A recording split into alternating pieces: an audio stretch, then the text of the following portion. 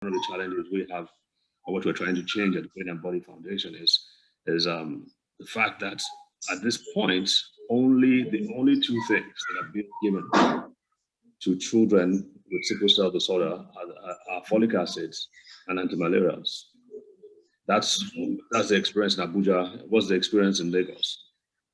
Okay, coming from a patient advocate perspective, I, for one, we don't give the drugs, we give the supplements. I believe when you give them supplements to build the immune system, they are able to avoid crisis. So we do more of supplements like jubilee, supplements like cyclamate, supplements like astimate. Those are what we give. Okay. Folic acid is a norm for everyone. Right. So let me jump in here. So what I know is that in the hospital, doctors usually prescribe, and we're going to go over some of those supplements you just mentioned. But if you go to a hospital, the standard medications that are prescribed are folic acid and antimalarials. Yes. Yes. In your experience, do the doctors prescribe anything else other than that? For me, that's the norm. Yes, malaria and this folic acid. Yes, they do that for me. It's always like that. But then when I say, okay, this is, I think what I'm feeling is more than the medications you are giving me. And then they sometimes they give me antibiotics.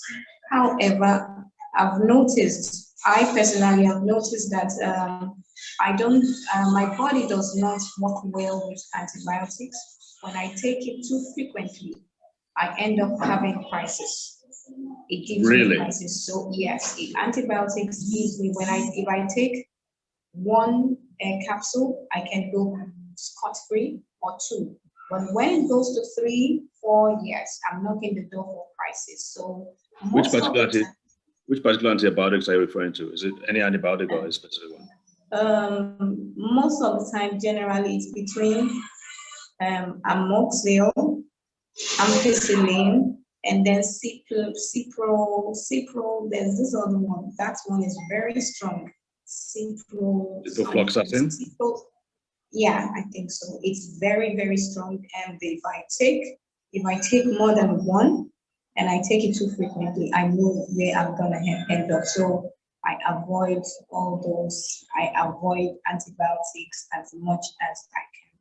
What I try to do is take lots of water and veggies. I try that veggies and fruits. I do them a lot, so it helps me. But when I'm really in need of that, and they tell me to take antibiotics, it scares me. It really does. But I try to take lots of water, even when I'm on antibiotics. Okay, that's important. Okay, so you take lots of water as part of your routine to keep yourself healthy and crisis free. Can you walk us through what else you do as a sickle cell disorder warrior? Okay. Winning warrior. The first thing I do in the morning when I wake up is I take maybe 5 gulps of water, warm water. 5 gulps. Yes, of warm water, and then I take. Hang on. Gulp. When you gulp, like swallow. Oh, 5 gulps. Okay, got it. Yeah, like 5 gulps of water, and then I take an apple. Mm-hmm. And sometimes when I have my supplements, I take 2 of it in the morning. What supplement are those? I take jubilee. I take jubilee in the morning. And what is that? What does that contain? Jubilee, I think it's this tradition. It's more of a herbal thing that has been packaged in the orthodox way. Do you understand what I'm saying? Yes, they did. It's a herbal supplement. It's a supplement from this herbal thing, but it's packaged like an orthodox medication. Okay. So I take it in the morning, and then one thing I notice when I take it, it makes me eat a lot.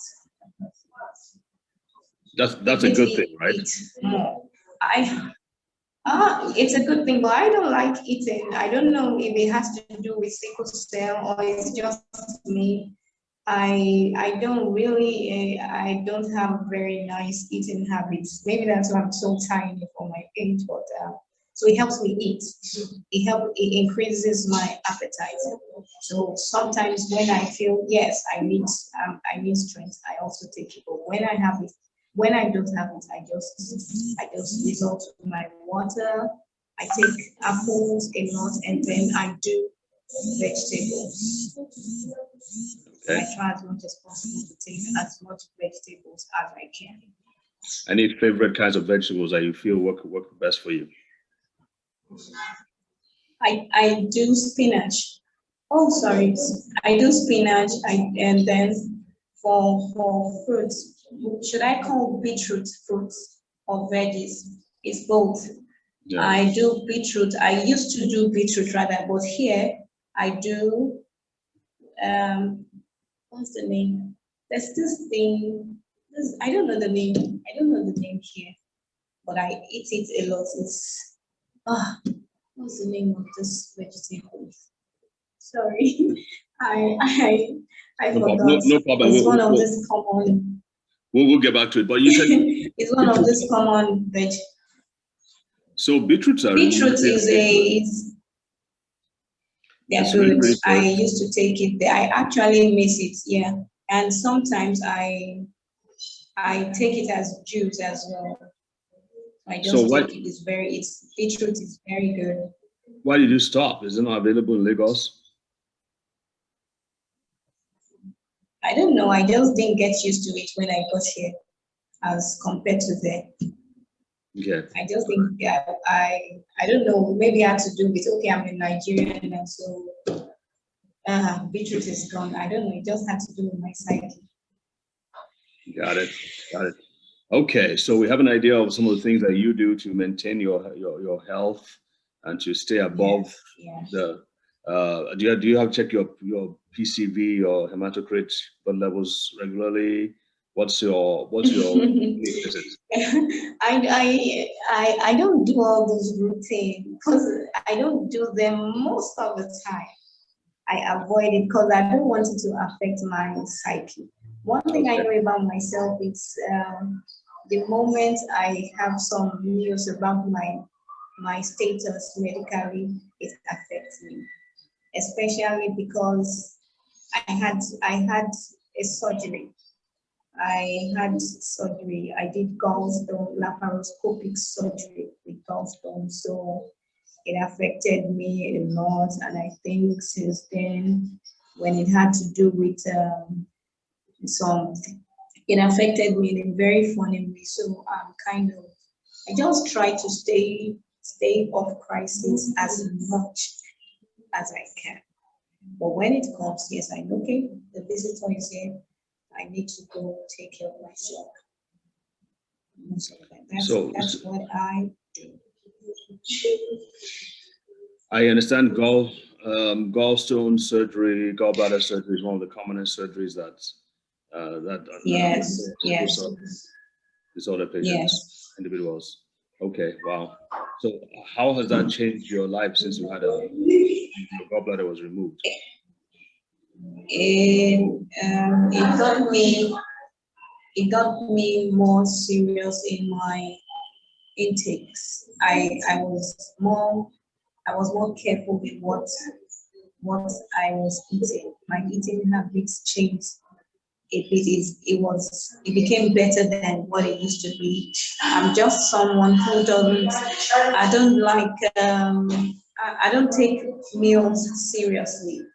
I don't really eat. I just do the sweetie things. That's me. But the moment I had the surgery and I had to go through the surgeon, I had to go through the nutritionist, I had to go through counseling process, and I was warned that I had to stay off some very fatty meals, taking ice creams, yogurt, bread. If I want to take bread, I had to do brown bread. If I want to do rice, I had to do brown rice. So it got me really more, it made me take my meals more seriously. And then I got a bit scared, but that got me more serious minded as regards nutrition. So it changed me. Wow. So this, I'm assuming this surgery was done in the UK? In South Africa. In South Africa. All right. So Yes. this is when they warned you about all these different things to Yes, yes. Did this specifically mention any African or Nigerian foods specifically that you should stay away from? Something like maybe egusi? I didn't get that. What did you just say? Did they warn you against taking something like No. They told me to take more veggies, more vegetables rather, more vegetables, and stay off oil and anything fatty, oily. Avoid bread. If I was gonna eat bread, it has to be brown bread. If I was gonna eat rice, it had to be brown rice. And then wheat bread. And then I couldn't take sugar anymore. I had to use sweeteners. And then if I was gonna take juice, it had to be 100% juice. No nectars and all of that. I was really on a strict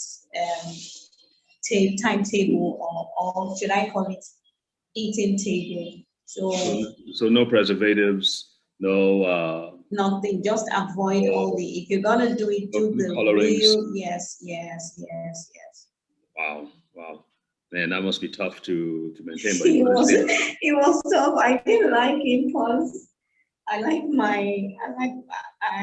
my sweetie thing. I really like them, but I had to let go of all that and start on the food. So that's how I got into foodie things. Gotcha.